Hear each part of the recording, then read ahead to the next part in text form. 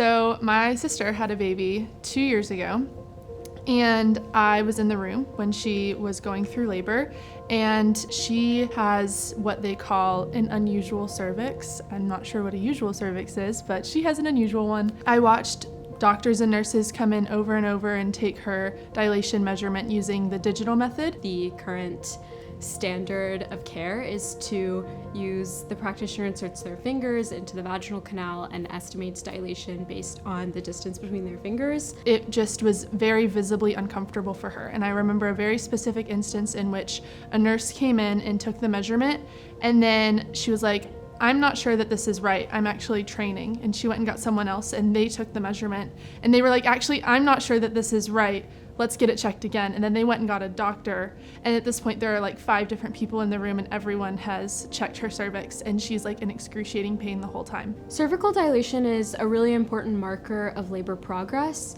At the beginning, labor progresses more slowly, but there's a point where you hit that dilation, usually around 6 centimeters, where labor starts progressing more quickly, and it can also tell you if there are things that aren't going the way that they should. So it's a very, very important marker of labor progress, and the fact that it's subjective and depends on your level of training is kind of alarming.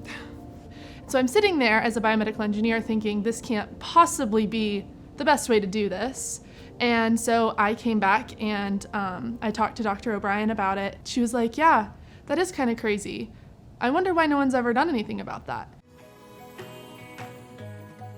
We are Cerv, and our senior design project is measuring cervical dilation. Our method uses a menstrual cup to be able to image the cervix without touching it, which hopefully will decrease the risk of infection and be more comfortable for the patient. I think that our project is just another femtech startup in a line of very awesome femtech startups, and thankfully that is a booming field right now. There's so many women out there that have decided that we're not taking this any longer and we need to revolutionize the field of women's health. Illnesses, diagnoses, things that affect women disproportionately, I hope that it helps them see that there are things that we can do to address these problems, and there are ways that we can advocate for ourselves. And I think BME and biomedical engineering in general is very empowering in that way, because we can kind of take these problems into our own hands.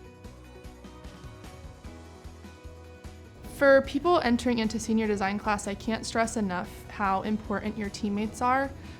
Working with these people every single day, because it really is almost every single day, at least it was for us, but I know that our story was a little different than everyone else's. We've spent so much time together over this last year, and we've created a product that I think that we're all proud of. And we've just gotten so much closer over this past year, and it wouldn't have been possible without my wonderful partners. I think we're all really excited to show our project to more people. We love talking to people about it. We kind of never shut up about it. I remember going to BME Day last year, and I remember being so inspired, and I was like, I want to do that. Like, we are going to do something women's health related, and we are going to be successful doing it. I'm excited for BME Day because it means we get to show off everything that we've done throughout the semester and the year.